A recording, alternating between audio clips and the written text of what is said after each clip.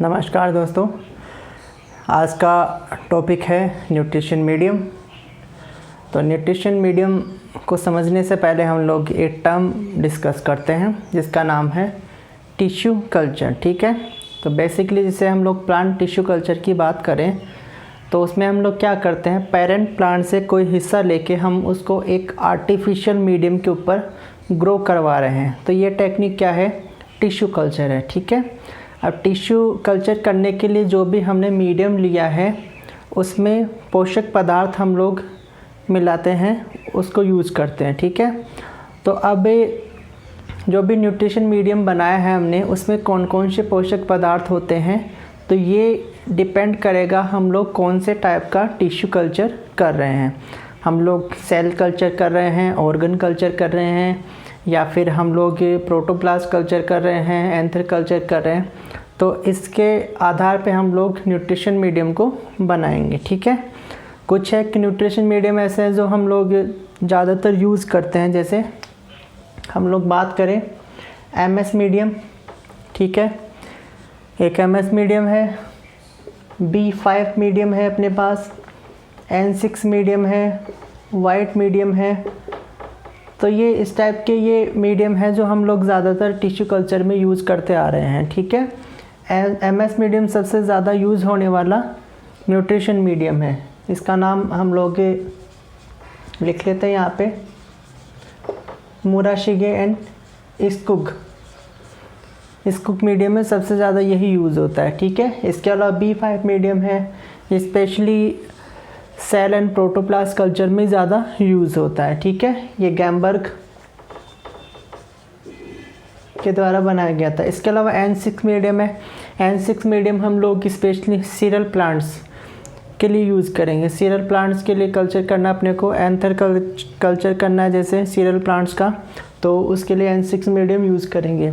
इसी टाइप से particular white medium भी अपने पास होता है। ठीक है, तो ये तो एक नॉर्मल बात हो गई। ठीक है, अब हम लोगों को ये देखना होता है कि जो भी हम लोग न्यूट्रिशन मीडियम बनाते हैं उसमें कौन कौन से पोषक पदार्थ मिलाते हैं। देखिए, एक बात आप लोग ध्यान रखें कि जैसे कोई एक लिविंग प्लांट है, ठीक है, पेरेंट प्लांट जिसकी हम लोग बात कर रहे हैं, तो उसको जो जो पोषक पदार्थ चाहिए वैसे के वैसे ही पोषक पदार्थ टिश्यू कल्चर करने के लिए अपने को चाहिए। मतलब पेरेंट प्लांट से हमने कोई हिस्सा लिया तो वैसे के वैसे पोषक पदार्थ हमको उस पर्टिकुलर हिस्से को भी प्रोवाइड कराने पड़ेंगे। ठीक है, तो जो भी आर्टिफिशियल मीडियम हम लोग बनाएंगे उसके अंदर हम लोग वो पोषक पदार्थ उसको प्रोवाइड करवा देंगे। ठीक है, तो हम लोग ये जानेंगे अब कि जो भी हमने न्यूट्रिशन मीडियम बनाना है उसमें कौन कौन से कंपोनेंट हम लोग डालते हैं।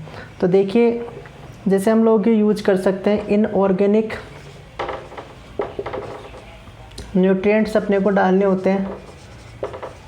ठीक है, इनऑर्गेनिक न्यूट्रिएंट्स मतलब जो मिनरल्स के रूप में हम लोग डालते हैं, जैसे हम लोग यूज़ कर सकते हैं मैग्नीशियम, नाइट्रोजन वगैरह, या फिर कैल्शियम, बोरोन, ठीक है, कॉपर वगैरह, आयरन वगैरह, ये सब यूज करते हैं। ठीक है, इसके अलावा अपने को यूज़ करना होता है कार्बन एंड एनर्जी सोर्स।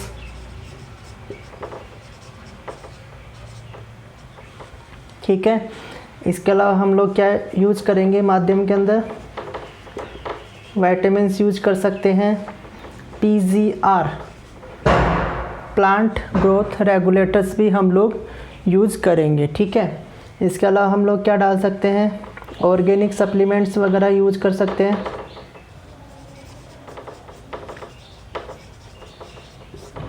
ठीक है, इसके अलावा भी काफ़ी सारी चीज़ें जो हम लोग यूज़ करेंगे। जैसे एक उदाहरण और ले लेते हैं, जेलिंग एजेंट्स। ठीक है, तो बेसिकली जो मेन कंपोनेंट होता है किसी भी मीडियम के अंदर, न्यूट्रिशन मीडियम में, तो ये सारे कंपोनेंट हम लोग यूज़ करते हैं। ठीक है, अब इन कंपोनेंट्स को हम लोगों को एक एक करके पढ़ना है कि कौन सा कंपोनेंट कितनी मात्रा में हम लोग मिलाते हैं। एक बात आप लोग सीख चुके हैं कि टाइप ऑफ कल्चर, मतलब कैसा कल्चर हम लोग कर रहे हैं उसके आधार पर ही हम लोग न्यूट्रिशन मीडियम तैयार करते हैं। ठीक है, तो एक एक करके हम लोग अब इनके कंपोनेंट्स को पढ़ लेते हैं। ठीक है, इसका चाहे तो आप लोग स्क्रीनशॉट ले सकते हैं। उसके बाद हम लोग शुरुआत करेंगे इनऑर्गेनिक न्यूट्रिएंट्स से। आज के वीडियो में हम लोग केवल 2 कंपोनेंट के बारे में पढ़ेंगे, क्योंकि फिर वीडियो ज़्यादा लंबा हो जाएगा। तो बाकी के कंपोनेंट हम लोग अगले वीडियो के अंदर पढ़ेंगे, ठीक है। तो इसका स्क्रीनशॉट ले सकते हैं आप लोग।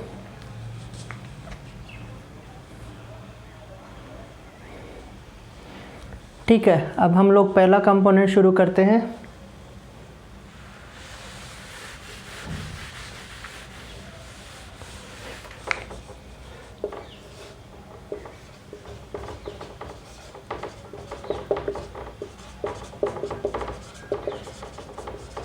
Inorganic nutrients. ध्यान रहे कि पौधे के लिए मिनरल्स भी बहुत ज़्यादा महत्वपूर्ण होते हैं, ठीक है। तो जैसे उदाहरण के लिए हम लोग बात करें, हम लोग मैग्नीशियम प्रोवाइड करवा रहे हैं, तो मैग्नीशियम क्या काम करेगा वहाँ पे? क्लोरोफिल फॉर्मेशन कराएगा, ठीक है। कैल्शियम हम लोग देते हैं तो कैल्शियम सेल वॉल फॉर्मेशन के अंदर यूज़ होगा।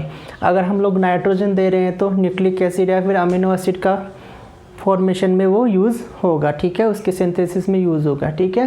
तो इस टाइप से अलग अलग टाइप के ये हम लोग मिनरल्स यूज करेंगे, इनऑर्गेनिक न्यूट्रिएंट्स हम लोग यूज़ करेंगे, ठीक है।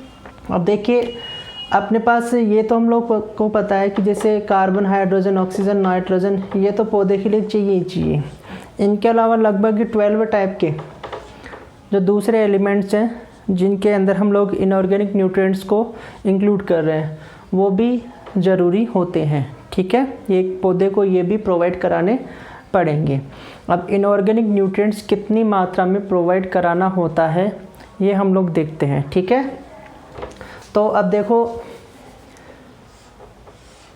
अमाउंट के आधार पर या फिर कितनी मात्रा पौधे को चाहिए, पौधे की आवश्यकता के आधार पर इनऑर्गेनिक न्यूट्रिएंट्स को 2 टाइप में हम लोग बांट देंगे। एक तो होता है मेजर, या फिर जिसको दूसरा नाम बोलेंगे मैक्रो एलिमेंट्स, ठीक है, और दूसरा हो जाएगा माइनर या फिर माइक्रो, ठीक है। अब हमें ये देखना है कौन से एलिमेंट मेजर हैं, मतलब जो पौधे को ज़्यादा मात्रा में चाहिए, और कौन से माइनर हैं, मतलब जो कम मात्रा में चाहिए। तो इसके लिए एक गाइडलाइन बनाई हुई है international association for plant physiology की तरफ से, कि कोई एलिमेंट अगर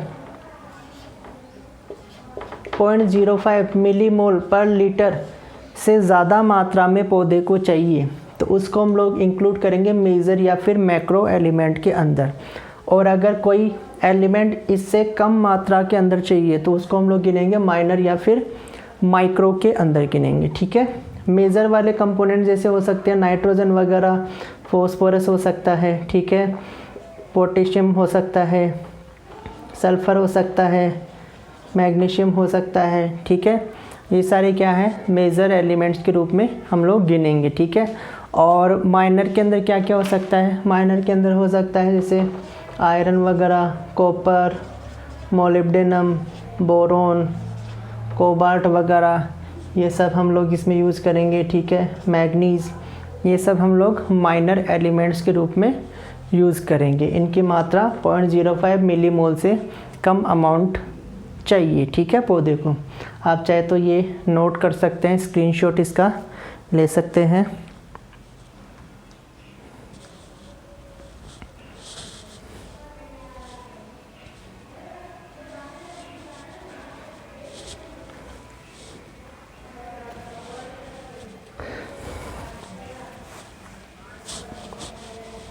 ठीक है, हो गया, ठीक है। अब देखते हैं हम लोग, अब ये हो गया माइक्रो और मैक्रो एलिमेंट्स के बारे में। अब देखिए अपन जो भी इनऑर्गेनिक न्यूट्रिएंट्स पौधे को प्रोवाइड करवा रहे हैं वो मिनरल्स के रूप में या फिर कंपाउंड के रूप में हम लोग देंगे उसको, ठीक है। तो जैसे ही हम लोग कोई कंपाउंड को पानी के अंदर डिज़ोल्व करते हैं तो वो क्या होता है, अपने आयनों के अंदर डिसोसिएट हो जाएगा, ठीक है।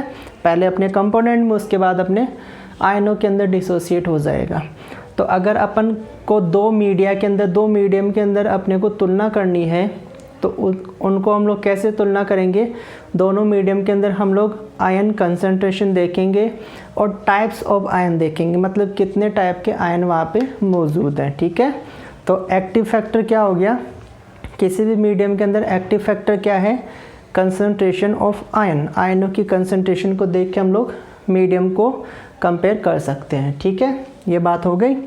अब देखिए उदाहरण के लिए हम लोग लेके चलते हैं नाइट्रोजन। ठीक है, तो नाइट्रोजन जनरली क्या होता है, हम लोग 20 to 60 मिलीमोल पर लीटर की मात्रा में हम लोग मीडियम के अंदर रखते हैं। ठीक है, अब ये जो नाइट्रोजन है ये नाइट्रेट, अमोनियम या फिर नाइट्रोजन के दूसरे जो कंपाउंड हैं उनके रूप में हम लोग रख सकते हैं। मैक्सिमम ज़्यादातर नाइट्रेट यूज़ किया जाता है। ठीक है, वैसे तो जो भी हम लोग सेल कल्चर कर रहे हैं वो नाइट्रेट के ऊपर भी ग्रो कर पाएगी। ठीक है, अगर हम लोग नाइट्रोजन सोर्स के रूप में केवल नाइट्रेट दें तो भी कोशिकाएं काम चला लेंगी। लेकिन क्या है, हम लोग दूसरे कंपोनेंट जैसे अमोनियम ये सब भी मिलाते हैं, इनका मिक्सचर अगर हम लोग देंगे, ठीक है, तो ज़्यादा बेनिफिशियल रहेगा, ज़्यादा फ़ायदा होगा, ग्रोथ जल्दी हो जाएगी। जैसे अकेले नाइट्रेट हम लोग यूज़ कर रहे हैं तो उसमें एक दिक्कत है। अकेला नाइट्रेट यूज़ करने से क्या होगा, जो भी माध्यम हम लोगों ने बनाया है उसकी पीएच क्या हो जाएगी, वो एल्केलाइन पीएच की तरफ बढ़ने लग जाएगी, मतलब माध्यम है वो एल्केलाइन होने लग जाएगा। अब ये एक दिक्कत है। ठीक है, तो इससे बचने के लिए क्या करेंगे, हम लोग नाइट्रेट के साथ साथ अमोनियम या फिर दूसरे नाइट्रोजन सोर्स कंपाउंड हैं वो हम लोग यूज़ करेंगे। अमोनियम क्या करता है, एल्केलाइन पीएच की तरफ बढ़ने को रोकेगा। ठीक है, तो ये सब हम लोग यूज करेंगे। नाइट्रेट का अमाउंट लगभग रखते हैं हम लोग 20 से 40 मिलीमोल। ठीक है, अमोनियम का रखते हैं लगभग 2 से 20 मिलीमोल के बीच में हम लोग इन दोनों की कंसंट्रेशन रखते हैं। ठीक है, और इसके अलावा क्या खास बात अपने पास, जैसे बाकी के कंपोनेंट हो गए, जैसे आयरन हम लोग एक चिलेटिंग कंपाउंड के रूप में जिसका नाम है EDTA, इसके रूप में हम लोग प्रोवाइड कराते हैं। क्यों? क्योंकि ये वाला कंपाउंड है वो जो हायर पीएच के ऊपर भी अवेलेबल होता है। अगर पीएच 8 तक भी पहुंच गई है तो भी आयरन EDTA के रूप में मौजूद वहाँ पे रहेगा। ठीक है, तो इस टाइप से हम लोग इनऑर्गेनिक न्यूट्रिएंट्स प्लांट को प्रोवाइड करा रहे हैं। ठीक है, ये चाहे तो आप लोग नोट कर सकते हैं, जैसे नाइट्रेट 20 से 40 मिलीमोल, अमोनियम 2 से 20, और जो भी नाइट्रोजन है हम लोग अवेलेबल करवा रहे हैं, न्यूट्रिशन मीडियम में डाल रहे हैं 20 से 60 मिलीमोल पर लीटर के हिसाब से हम लोग यूज़ करेंगे उसमें। ठीक है, ये नोट कर सकते हैं, स्क्रीनशॉट आप लोग ले सकते हैं। ठीक है, अब उसके बाद इनऑर्गेनिक न्यूट्रिएंट्स हो गया। अब उसके बाद हम लोग बाकी के जो भी कंपोनेंट हैं उनके बारे में हम लोग थोड़ा थोड़ा आगे के टॉपिक में हम लोग सीखते जाएंगे कि ये कैसे यूज करते हैं, क्या काम करेंगे। ठीक है, तो आगे हम लोग दूसरा कंपोनेंट पढ़ते हैं।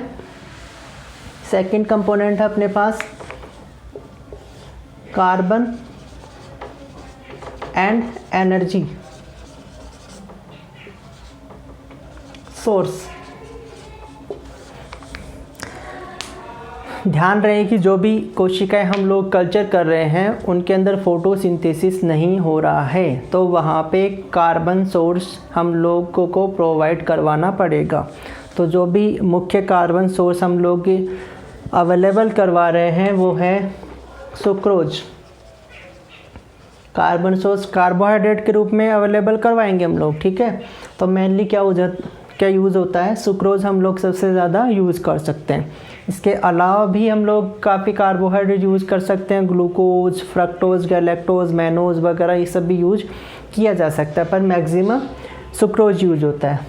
सुक्रोज का लगभग हम लोग 2 से 5% अमाउंट हम लोग यूज़ करते हैं। ठीक है, अब सुक्रोज जब भी हम लोग यूज करेंगे, सुक्रोज अपने 2 कंपोनेंट में डिवाइड हो जाएगा, डिसोसिएट हो जाएगा। एक तो कौन सा होता है, ग्लूकोज, और दूसरा कौन सा होता है, फ्रक्टोज। ठीक है, सुक्रोज दिया हमने, ये ग्लूकोज और फ्रक्टोज में डिवाइड हो गया। तो इनमें से कोशिकाएं पहले ग्लूकोज को यूज़ करेंगी, उसके बाद में फ्रक्टोज को यूज़ करेंगी। ठीक है, तो प्रायोरिटी पहले ग्लूकोज की ही रहेगी। ठीक है, अब इसके अलावा हम लोग एक और कार्बोहाइड्रेट यूज़ कर सकते हैं कार्बन या एनर्जी सोर्स के लिए, जिसका नाम है मायो इनोसिटोल। ठीक है, ये वाला कंपाउंड हम लोग लगभग 100 मिलीग्राम पर लीटर के हिसाब से यूज़ करते हैं। ये किस काम आएगा? सेल टू सेल कम्युनिकेशन, या फिर मतलब कोशिकाओं से एक कोशिका से दूसरी कोशिका का संपर्क, जिसको हम लोग बोल रहे हैं। या फिर और दूसरा हो गया सेल वॉल बायोसिंथेसिस के अंदर ये वाला यूज़ आएगा।